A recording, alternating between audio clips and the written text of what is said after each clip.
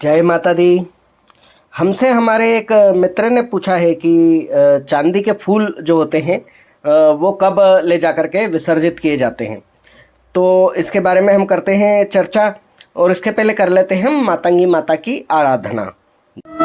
नमोस्तुते महामाये मातंगी मोडेश्वरी सर्व कष्ट हरे देवी भक्ति मुक्ति प्रदायिनी धर्मारण्ये स्थिता देवी हृदयारण्ये संस्थिता रक्ष रक्ष महादेवी मोर्कुलोद्धारिणी धर्मारण्ये तीर्थस्थाने संस्थिता भवतारिणी दुष्ट कल्याणी धाता श्यामला रूप धारिणी मोड़जनहा वंदिता मातंगी मोड़कुले कृपा करो सिद्धि बुद्धि प्रदे देवी अष्टादश धारिणी।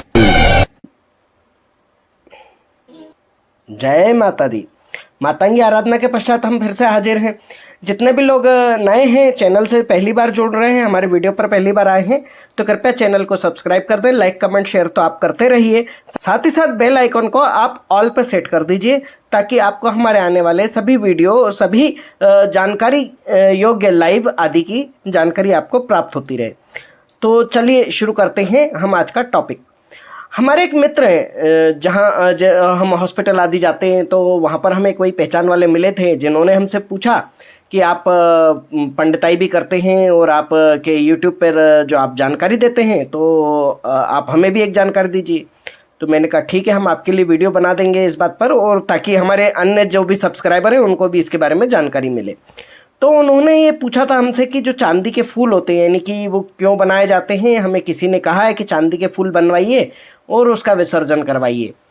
तो आप लोगों को जानकारी के लिए बता दूं, चांदी के फूल यानी कि जो मृत व्यक्ति के अस्थि होती है उन्हें फूल कहा जाता है।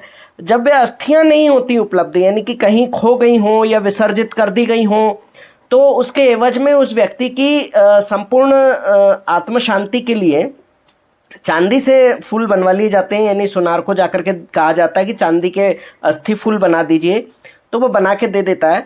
उन्हें उसी प्रकार एक मिट्टी के कलश में लाल कपड़े के साथ बांधा जाता है, जिस प्रकार से हम असली अस्थियों को बांधते हैं। फिर इसको ले जाया जाता है और तीर्थ श्राद्ध करवाया जाता है। यानी कि जो भी हमारे तीर्थ कहे गए हैं, जैसे काशी में मुक्ति का धाम बताया गया है, हरिद्वार में मुक्ति का धाम बताया गया है, साथ ही साथ प्रयागराज में जहाँ संगम है वहाँ पर इसका स्थान बताया गया है। फिर बंगाल की खाड़ी यानी कि जहाँ गंगा समुद्र में समाहित होती है वहाँ पर भी इसका स्थान बताया गया है।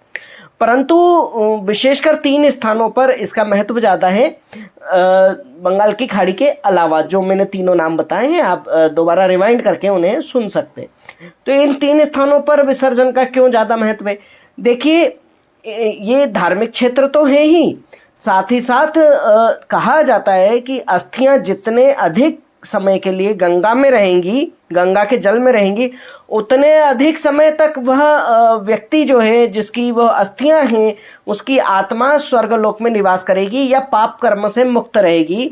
तो वो अपना जो भी शेष जीवन है उसका सूक्ष्म शरीर के रूप में जो उसका शेष समय है उसको वह पुण्य कर्मों के साथ अपना गति को सुधार सकती है और पितृलोक सूर्यलोक में निवास के लिए जा सकती है। अधिक पाप कर्म नहीं है तो उनके पाप कर्मों का क्षय शीघ्रता से होता है और वे स्वर्गलोक का भी आनंद ले सकते हैं। तो ये जो कर्म होते हैं ये सब करवाए जाते हैं तीर्थ क्षेत्रों में, और तीर्थ क्षेत्रों में पितरों के निमित्त किए गए कर्म को हम श्राद्ध कहते हैं, जो कि पंचवली, तर्पण, पिंडदान आदि के माध्यम से होता है। तो इसे हम श्राद्ध कहते हैं, और यह श्राद्ध जब तीर्थ क्षेत्रों में जाके करते हैं तो इसे तीर्थ श्राद्ध कहते हैं। इसलिए किसी भी व्यक्ति की अस्थियों का तीर्थ श्राद्ध कराया जाता है, यानी कि उन्हें तीर्थ स्थान में विसर्जित किया जाता है। कई लोग ऐसे होते हैं जैसे कि शास्त्र में नियम है कि अस्थि के मतलब चिता को अग्नि देने के तीसरे दिन ही अस्थियों का विसर्जन कर दिया जाना चाहिए। तो वो अस्थियों का विसर्जन अगर तीसरे दिन उन्होंने नहीं किया है और उनके आसपास कोई ऐसा बड़ा तीर्थ स्थान नहीं है तो वे क्या करते हैं, उस अस्थियों को संचित करके रख लेते हैं। यानी कि जहाँ अस्थि का कोषागार होता है वहाँ वो अस्थि का भंडार जो होता है वहाँ रखवा देते हैं, जो कि शमशान घाट के पास ही होता है। एक कक्ष बना होता है जिसमें सभी अस्थियां रेकों में संभाल कर रख दी जाती है। तो जब कभी आप तीर्थ पे जाते हैं तो वहाँ से अस्थियों को उठाते हैं और उन अस्थियों को तीर्थ क्षेत्र में विसर्जित करते हैं। परंतु कुछ लोग क्या करते हैं तीसरे दिन, जैसे हम मालवा में हैं तो मालवा में नर्मदा भी शिप्रा भी दोनों ही जो है पवित्र नदियां मानी गई हैं और तीर्थ स्थान है। और ये जैसे अवंतिका पुरी है, ओंकारेश्वर जो है ज्योतिर्लिंग तीर्थ है, तो यहाँ भी लोग अस्थियां विसर्जन कर देते हैं। परंतु गंगा में सर्वश्रेष्ठ माना गया है, तो कुछ लोग आधी अस्थियां बचा लेते हैं, लेकिन कुछ लोग पूरी ही यहाँ विसर्जित कर देते हैं। यानी कि ऐसी अवस्था में कि जब अस्थियां नहीं है या कोई व्यक्ति की देह का ही पता न चल रहा हो और पूर्ण रूप से पता हो कि मृत हो चुका है, तब ऐसी अवस्था में चांदी की अस्थियां बनवाई जाती हैं और उनका पूर्ण विधि विधान के साथ अस्थि विसर्जन किया जाता है, श्राद्ध तर्पण आदि कार्य किए जाते हैं। तो इसी कारण से चांदी के फूल विसर्जन करने या बनवाने की बात पंडितों द्वारा, ज्योतिषियों द्वारा या घर के बड़े बुजुर्गों के द्वारा कही जाती है। तो मुझे साथ ही साथ में एक जानकारी और बता दूं, इसका एक वैज्ञानिक कारण भी होता है कि अस्थियां गंगा में क्यों विसर्जित की जाती। देखिए, हमारे भारत देश में जितनी नदियां हैं वे थोड़ी छोटी नदियां हैं और वे अधिक लंबाई या दूरी की नहीं है, तो और इतने चौड़े पाट की भी नहीं है जिसका प्रभाव जो आसपास की खेती पर पड़ता हो।